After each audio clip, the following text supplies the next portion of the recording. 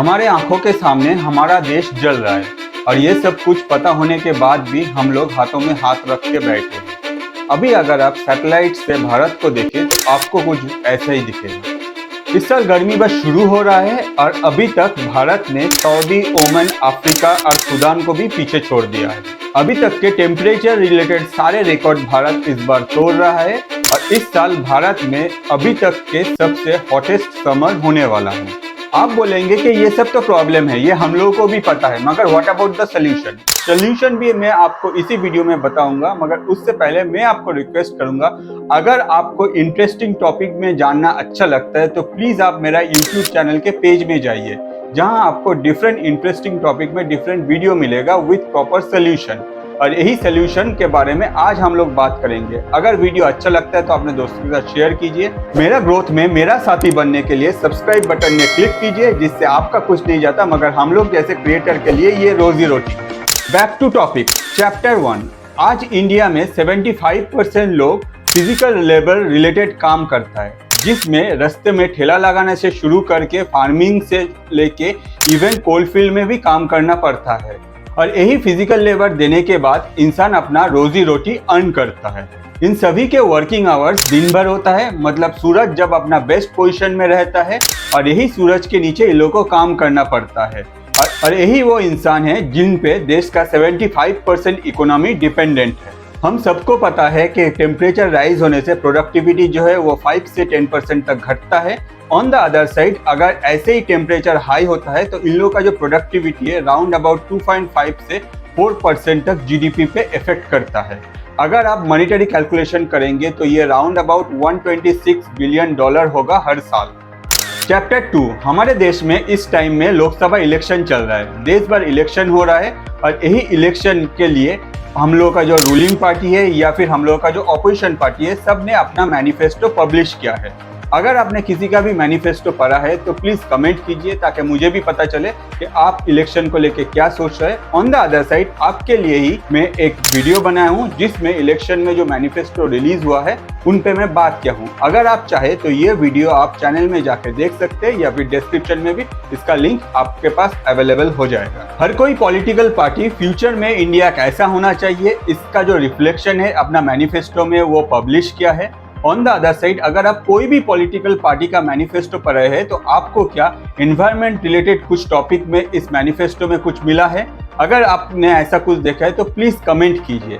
और अगर आपने ऐसा कुछ नहीं देखा है तो मैं बोलना चाहूँगा, ये जो हीट वेव इंक्रीज हो रहा है इसको लेके मुझे जहाँ तक पता है कि कोई भी पॉलिटिकल पार्टी अपना मैनिफेस्टो में उतना सीरियस कुछ डिस्कशन नहीं किया है। आप शायद पूछ सकते हैं कि क्यों, हम लोग का जो लीडर्स है क्या वो एनवायरनमेंट को लेके इतना सीरियस नहीं है? ऐसा बात नहीं है। हम लोग का जो लीडर्स है लास्ट 5 इयर्स में काफी एनवायरनमेंट रिलेटेड स्टेप लिया है, जिससे हम लोग का जो एनवायरनमेंट में बेटरमेंट हो सके वो इन फ्यूचर जाके हम लोग के सामने आ जाएगा।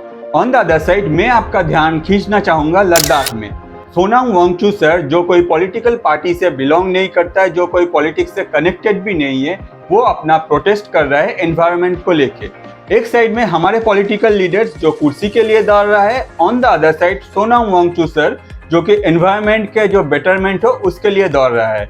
अगर आपको इस बारे में डिटेल्स जानना है तो आप कमेंट कीजिए, मैं इसमें एक सेपरेट वीडियो आपके लिए बना दूंगा। ऑनेस्टली स्पीकिंग, मुझे सुनील शेट्टी का मूवी का एक डायलॉग याद आ रहा है, ये धरती मेरी माँ है सर। अगर आप एनवायरनमेंट का केयर करोगे तो एनवायरनमेंट भी आपका केयर करेगा। अदरवाइज हम लोग का जो हालत है ये सबको पता है। अगर हम लोग अभी सीरियस नहीं हुए एनवायरनमेंट को लेके तो हो सकता है कि नेक्स्ट ईयर फिर से कोई नया रिकॉर्ड बन जाए। चैप्टर 3। आप बोलोगे भाई ये सब बेकार है क्योंकि मेरे पास एसी है और मेरे घर में मैं ठंडा ठंडा कूल रहता हूँ, मगर ये बात सही नहीं है। अगर आप एसी अफोर्ड कर सकते हो तो बहुत अच्छी बात है, मगर आप जो एसी अफोर्ड करते हो, आपका जो एसी चलता है, इससे एनवायरनमेंट का जो टेम्परेचर है वो राइज होता है। जो एसी अफोर्ड नहीं कर सकता है उसको ये टेम्परेचर झेलना पड़ता है। आप बोलोगे कैसे? हम सबको पता है कि energy can never be created, can never be destroyed, सिर्फ इसका जो ट्रांसफॉर्मेशन है वो होता है। मतलब अगर आप एसी में इलेक्ट्रिसिटी इनपुट करते हैं तो वो जो इलेक्ट्रिसिटी है वो कहीं ना कहीं जाके वो हीट में कन्वर्ट होता है और वही हीट एनवायरनमेंट में जाता है, एनवायरनमेंट का जो टेम्परेचर है वो इंक्रीज करता है। इंटरनेशनल एनर्जी एसोसिएशन के डेटा के अनुसार भारत में हर 100 घर में से सिर्फ 24 घर में एसी है और बाय 2050 तक ये 9 टाइम्स हो जाएगा।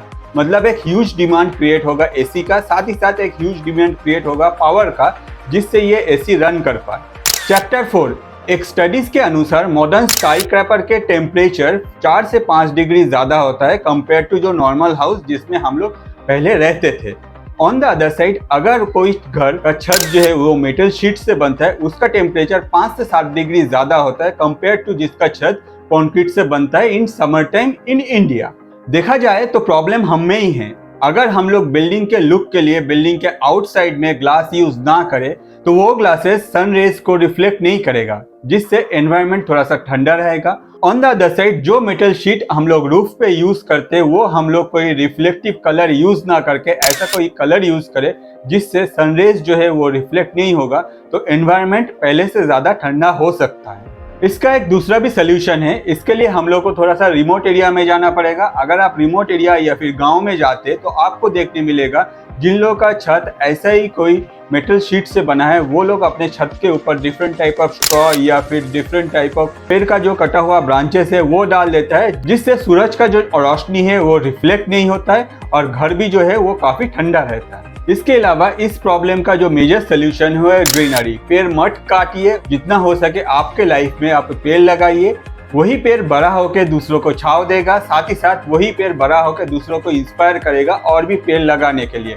अगर आप अभी तक एक भी पेड़ नहीं लगाए तो मैं आपको रिक्वेस्ट करूंगा हर साल एटलीस्ट 12 पेड़ लगाइए, क्योंकि हर महीने अगर आप एक पेड़ लगाते हैं तो आप ये जो एनवायरनमेंट है इसमें आपका कंट्रीब्यूशन बहुत ज़्यादा होगा। और हर कोई अगर ऐसे ही सोचेगा तो कुछ ना कुछ चेंजेस हम लोग के देश में ज़रूर आएगा। इंडिया का ग्रोथ हो रहा है, जिसका एक पार्ट है इंफ्रास्ट्रक्चर ग्रोथ, और यही इंफ्रास्ट्रक्चर ग्रोथ का एक पार्ट है लंबी बिल्डिंग जिसका आउटसाइड में कम्प्लीटली ग्लासेस लगा रहता है। हम सबको ऐसे ऑफिस में काम करना बहुत अच्छा लगता है। ऑन द अदर साइड, जब ऑफिस छुट्टी हो जाता है तब वहाँ से अपना घर आने में जो टेम्परेचर हम लोग को झेलना पड़ता है उससे हम लोग हमेशा परेशान हो जाते हैं। ये सारा लंबा बिल्डिंग्स जिसमें बाहर के साइड में शीशा लगाया जाता है, ये हमेशा जो सूरज का रोशनी है उसको रिफ्लेक्ट करता है, जिससे एनवायरनमेंट का जो टेम्परेचर है वो राइज होता है। तो आप बोलेंगे भाई ये ऐसा क्यों होता है, इसका कोई सोल्यूशन नहीं है। ऑब्वियसली सोल्यूशन है, ढूंढने पे तो भगवान ही मिल जाता है, और यहाँ तो हम लोग सिर्फ एनवायरनमेंट का एक प्रॉब्लम का सोल्यूशन ढूंढ रहे हैं। कभी अगर आपको कोई प्रॉब्लम का सोल्यूशन ना मिले तो उस सोल्यूशन को ढूंढने के लिए आपको मैं एक ईजी वे बताता हूँ। वो है, आपका जो प्रॉब्लम है सिमिलर प्रॉब्लम किसके पास है ये देखिए, और वो प्रॉब्लम अगर कोई रिकवर कर लिया है बस उससे जान लीजिए सोल्यूशन क्या है। सेम एज इंडिया में ये जो प्रॉब्लम है ये काफ़ी हद तक एक सिमिलर प्रॉब्लम है जो डिफरेंट कंट्रीज में हुआ है। अगर हम लोग सिंगापुर में देखें, सिंगापुर और इंडिया में काफ़ी सारा इक्वालिटीज़ है। फॉर एग्जांपल, जगह की कमती, दूसरा है दोनों ही कंट्री तरक्की कर रहा है। ऑन द अदर साइड, जो टेम्परेचर रिलेटेड प्रॉब्लम या फिर जो हाई राइज हो रहा है वो भी सिंगापुर में ग्रो कर रहा है। मगर इस प्रॉब्लम का सोल्यूशन ढूंढने के लिए सिंगापुर ने अपना बिल्डिंग में एक अच्छा सा उपाय निकाला है, वो है वर्टिकल गार्डन्स। ये जो वर्टिकल गार्डन्स है ये बिल्डिंग के साइड में किया जाता है, जिससे बिल्डिंग जो सूरज का रोशनी है वो रिफ्लेक्ट नहीं करता है। On the other side, carbon dioxide को ये ऑक्सीजन में कन्वर्ट करता है, साथ ही साथ ये एनवायरनमेंट को और भी कूल रखता है। अगर यही सेम टेक्निक हम लोग इंडिया में अप्लाई करें, जो कंस्ट्रक्शन अभी हो रहा है, तो हो सकता है कि इन फ्यूचर जाके ये हीट वेव रिलेटेड जो प्रॉब्लम है उससे हम लोग को काफ़ी हद तक राहत मिल सके। मैं आपको रिक्वेस्ट करूंगा कि हमेशा दूसरों के भरोसे बैठे मत रहिए, अपने आप को ही किक स्टार्ट कीजिए। अगर आपके घर में थोड़ा सा भी जगह है तो हाँ, आप ट्री प्लांट कीजिए। ऑन द अदर साइड, अगर आप फ्लैट में रहते हैं तो मैं आपको रिक्वेस्ट करूंगा एटलीस्ट आपका बैल्कनी में आप 2 टब रख सकते हैं जिसमें आप 2 ट्रीज प्लांट कर सकते हैं। आपको भी अगर एक बेटर इंडिया बनाने के लिए किक चाहिए तो मैं आपको रिक्वेस्ट करूंगा आप मेरा यूट्यूब चैनल में जाके मेरा वीडियो देखिए। डिफरेंट टाइप ऑफ वीडियोस यहाँ आपको अवेलेबल होगा, जहाँ डिफरेंट टाइप ऑफ सोल्यूशंस में मैं बात करता हूँ। साथ ही साथ बहुत सारे इंटरेस्टिंग टॉपिक में भी आपको बहुत सारा नॉलेज मिलेगा। मैं आपको रिक्वेस्ट करूंगा प्लीज़ चैनल को विजिट कीजिए और ये वीडियोस देखिए। जो वीडियोस आपको अच्छा लगता है अपने दोस्तों के साथ भी शेयर कीजिए। ऑन द अदर साइड, अगर आपको लगता है कि मेरे जैसा क्रिएटर को भी किक चाहिए थोड़ा सा ग्रो करने के लिए, तो आपका सब्सक्राइब बटन में क्लिक करना, आपका दोस्तों के साथ शेयर करना, या फिर अगर आपको कुछ भी जानना है तो कमेंट भी करना। ये भी मेरे लिए एक रोजी रोटी के बराबर है। आज के लिए इतना ही। Thank you.